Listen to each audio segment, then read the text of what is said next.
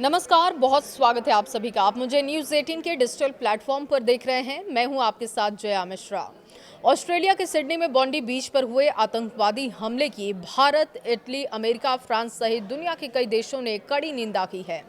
इस घटना में अब पाकिस्तान का कनेक्शन सामने आ चुका है। दरअसल सिडनी के एक वरिष्ठ कानून प्रवर्तन अधिकारी ने कहा कि बॉन्डी बीच गोलीबारी के कथित आरोपियों में से एक की पहचान सिडनी के बोनरिंगी निवासी नवीद अकरम के रूप में की गई है, जो कि मूल रूप से पाकिस्तान के लाहौर का रहने वाला है। देखिए, सोशल मीडिया पर शूटर नवीद अकरम की तस्वीर वायरल होने के बाद कई तरह की बातें सामने आई, जबकि ऑनलाइन जो तस्वीर सामने आई है उसमें लाइसेंस की फोटो में नवीद पाकिस्तान के क्रिकेट टीम की जर्सी पहने हुए दिखाई दिया। दरअसल शूटर नवीद अकरम ने इस्लामाबाद की एक यूनिवर्सिटी में पढ़ाई की है।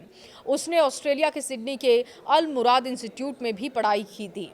अधिकारियों के मुताबिक इस हमले में शामिल दो शूटर्स में से एक को मौके पर ढेर किया गया, जबकि दूसरा गंभीर रूप से घायल है।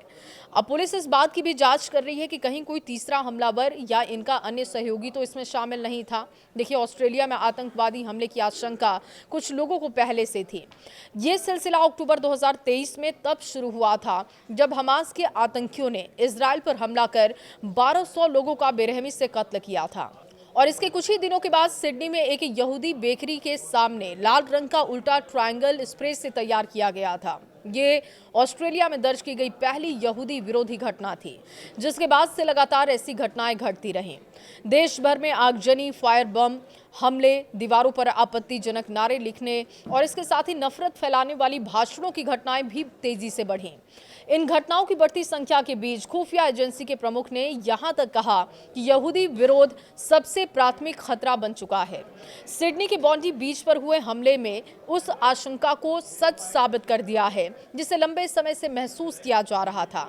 देखिए, यहूदियों की संस्था ऑस्ट्रेलियन ज्यूरी की एग्जीक्यूटिव काउंसिल के सह मुख्य कार्यकारी अधिकारी एलेक्स ने इस बात का दावा किया था और उन्होंने कहा था कि यहूदी समुदाय का सबसे बुरा डर सच साबित हो चुका है। हालात ऐसे हैं कि यहूदी माँ बाप अपने बच्चों को डे केयर में भेजने से डरते हैं। संगठन ने अपनी रिपोर्ट तैयार की थी और रिपोर्ट में बताया कि करीब एक साल में यहूदी विरोधी 1600 घटनाएं रिकॉर्ड हुई हैं। ऑस्ट्रेलिया में सरकारी आंकड़ों के मुताबिक 1.17 लाख से अधिक यहूदी रहते हैं। ऑस्ट्रेलिया की कुल आबादी लगभग 2.8 करोड़ है। ओडेड एलम ऐसे शख्स हैं जिन्होंने 2 दशकों तक इजरायली खुफिया विभाग में काम किया। एलम ने हमले के वीडियो देखने के बाद कहा कि पहली शुरुआती प्रतिक्रिया पुलिस की तरफ से नहीं थी, बल्कि आम नागरिकों की तरफ से की गई थी, जिससे पुलिस की भूमिका सवालों के घेरे में है। एलम के मुताबिक ये सब प्लानिंग के साथ हुआ है। सब कुछ इस ओर इशारा करता है कि ये पहले से प्लान किया गया हमला था।